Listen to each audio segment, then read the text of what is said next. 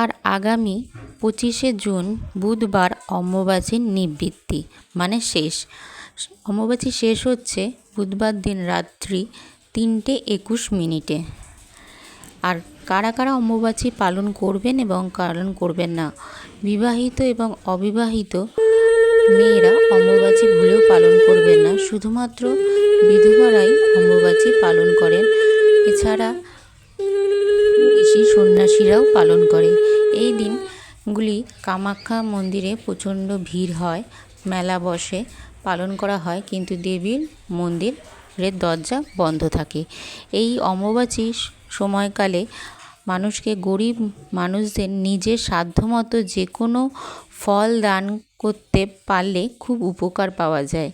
এই 3 দিন সকাল সকাল ঘুম থেকে উঠে স্নান করে শুদ্ধ বস্ত্রে নিজের ইষ্ট দেবতার জপ করা উচিত এবং এই সময়তে সর্পদংশনের হাত থেকে বাঁচার জন্য আম দুধ প্রত্যেক দিন খাওয়া উচিত এবং সধবা এবং অবিবাহিত মেয়েদের প্রত্যেক দিন আমিষ জিনিস খাওয়া উচিত। অমাবস্যা চলাকালীন দেবীদের মূর্তি লাল কাপড় দিয়ে ঢেকে রাখতে হয়। দেবতাদের পুজো দেওয়া যায়, কিন্তু দেবীদের পুজো দেওয়া যায় না।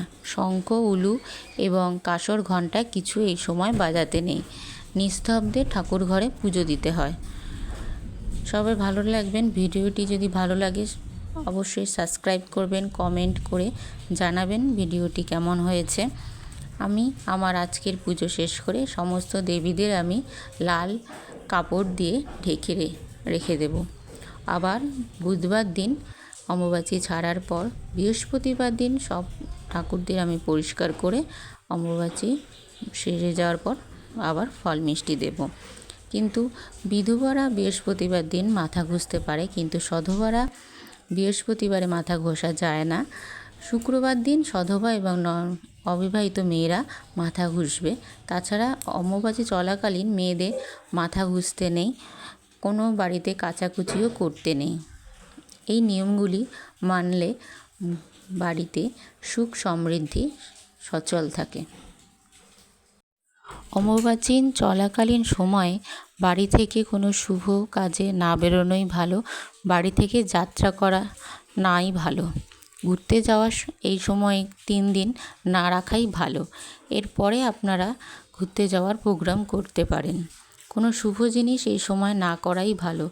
বাড়িতে কোনো এই 3 দিন অমাবস্যা চলাকালীন কারোর সাথে কোনো সংসারে যেন ঝুট ঝামেলা না লাগে, সংসারে যেন তাহলে শ্রীবৃদ্ধি হয়।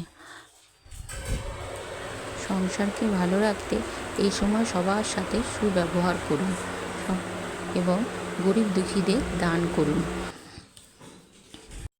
অমাবস্যা চলাকালীন ঘরে ঝুল ঝাড়া যাবে না, কোনো রকম কাজই করা যাবে না।